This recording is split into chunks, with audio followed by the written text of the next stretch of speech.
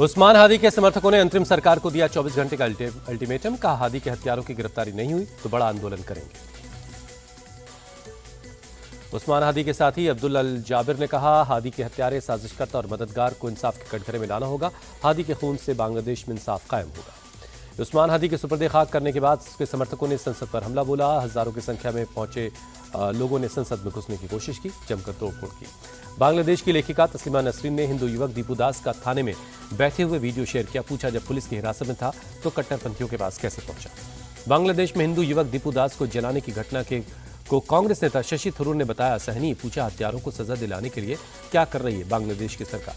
बांग्लादेश में हिंसा के खिलाफ जेएनयू में एबीवीपी का प्रदर्शन, छात्रों ने जमकर नारेबाजी की। एबीवीपी के छात्रों ने कट्टरपंथियों का पुतला फूंका। वामपंथी दलों की चुप्पी पर सवाल उठाया। बाबा बागेश्वर ने बांग्लादेश में हो रही हिंसा पर चिंता जताई। कहा, हिंदुओं को एकजुट होने का वक्त, वो दिन दूर नहीं जब यहां भी हिंदुओं पर अत्याचार शुरू हो जाएगा। पीएम मोदी के असम के दौरे का आज दूसरा दिन। बोरा गांव में के शहीद स्मारक पर सुबह 9:45 बजे शहीदों को श्रद्धांजलि देंगे। प्रधानमंत्री डिब्रूगढ़ जिले के नामरूप में अमोनिया यूरिया परियोजना के लिए भूमि पूजन करेंगे। एक जनसभा को संबोधित करेंगे।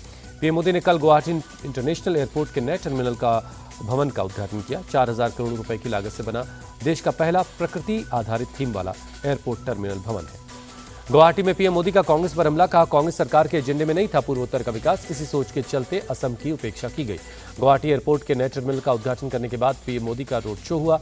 पीएम मोदी के स्वागत के लिए उमड़ी लोगों की भीड़। पीएम ने जनता का अभिवादन किया।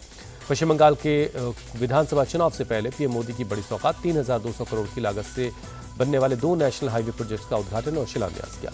खराब मौसम की वजह से नादिया के राना घाट नहीं जा पाए पीएम। कोलकाता एयरपोर्ट से ही कार्यक्रम को वर्चुअली संबोधित किया।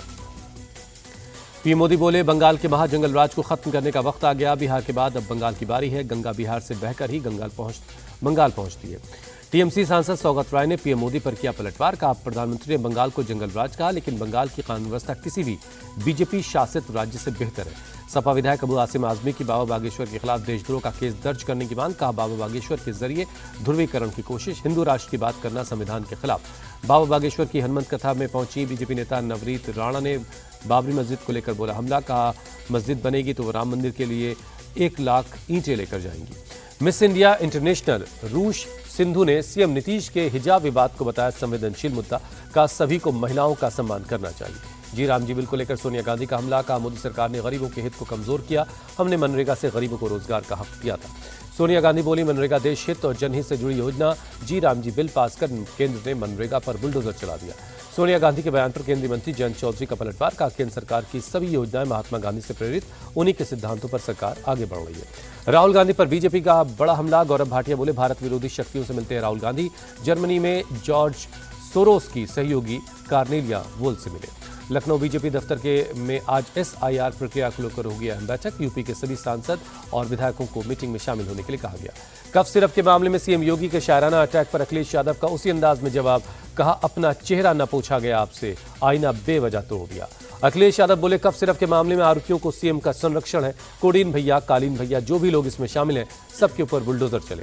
डिप्टी सीएम केशव प्रसाद मौर्य बोले, Akhilesh and company cough syrup के आरोपियों को बचा रही है। चोरी ऊपर से सीना जोरी के रास्ते पर चल रही है। अखिलेश अगस्ता वेस्टलैंड केस में आरोपी क्रिश्चियन मिशेल जेम्स को राहत। राउजेवनी कोर्ट ने ईडी हिरासत से रिहा करने का दिया आदेश। फिलहाल अभी सीबीआई केस में हिरासत में रहेंगे मिशेल। मुंबई में बॉलीवुड एक्ट्रेस नोरा फातेही देर शाम सड़क हादसे का शिकार हुई। नशे में धुत एक ड्राइवर ने नोरा की कार को टक्कर मार दी। नोरा फातेही को सिर में आई मामूली चोट। सिटी स्कैन के बाद अस्पताल से डिस्चार्ज हुई। रात में सनबर्न फेस्टिवल में शामिल हुई। बिहार के गया में फिल्मी स्टाइल में 2 गुटों के बीच बाजार में चली गोलियां। 2 लोग जख्मी। पुलिस ने 3 लोगों को गिरफ्तार किया। यूपी के हापुड़ में DFC रेलवे पुल पर एक युवक का खतरनाक स्टंट, पुल से लटककर कसरत करता हुआ दिखाई दिया। यूपी के बुलंदशहर में एक जन सेवा केंद्र के संचालक पर दबंगों ने हमला कर दिया। दुकान से बाहर खींचकर पीटा गया। CCTV में कैद हुई घटना। नोएडा में इवेंट मैनेजमेंट कंपनी चलाने वाली महिला से धोखाधड़ी करने के मामले में 2 लोग गिरफ्तार। पुलिस ने सामान भी बरामद कर लिया। ओडिशा के राउरकेला में फर्जी लॉटरी रैकेट का पर्दाफाश। 4 आरोपी गिरफ्तार। 25,37,000 से ज्यादा कैश बरामद हुआ। गांधीनगर में 4 साल की मासूम से रेप का आरोपी हाफ इनकाउंटर के बाद पकड़ा गया। आरोपी रिकंस्ट्रक्शन के दौरान भागने की कोशिश कर रहा था। बागपत में नगरपालिका चेयरमैन के बेटे ने खुलेआम नियमों की धज्जियां उड़ाई। हाथ में गन लेकर हवाई फायरिंग का वीडियो वायरल हुआ। पुलिस जांच में जुटी है। लखनऊ में छत पर खेल रही एक बच्ची के सिर में लगी गोली। शुरुआती इलाज में डॉक्टर ने मामूली चोट समझकर टाँके लगा दिए। बाद में सर्जरी करके गोली निकाली गई। प्रयागराज के झूसी इलाके में घर से खींचकर एक युवक की पिटाई हुई। पुलिस के मुताबिक पैसों के लेन देन का मामला, पीड़ित की मां की शिकायत पर केस दर्ज हुआ है। मथुरा में शीतलहर के साथ कोहरे का अटैक, बीती रात कई इलाकों में विजिबिलिटी कम रही। मध्य प्रदेश के छतरपुर में बीती रात दिखा घना कोहरा, विजिबिलिटी कम होने से आवाजाही में परेशानी हुई। करगिल में हुई ताजा बर्फबारी, सड़क से लेकर गाड़ियों पर जमी बर्फ की मोटी परत। शिमला में पर्यटकों की जुटी भीड़, खूबसूरत वादियों और अच्छे मौसम का लुत्फ उठाने पहुंच रहे लोग। भोपाल में आज से आम जनता के लिए मेट्रो के दरवाजे खोल दिए जाएंगे। सीएम मोहन यादव ने शनिवार को किया उद्घाटन। केंद्रीय मंत्री मनोहर खट्टर मौजूद रहे।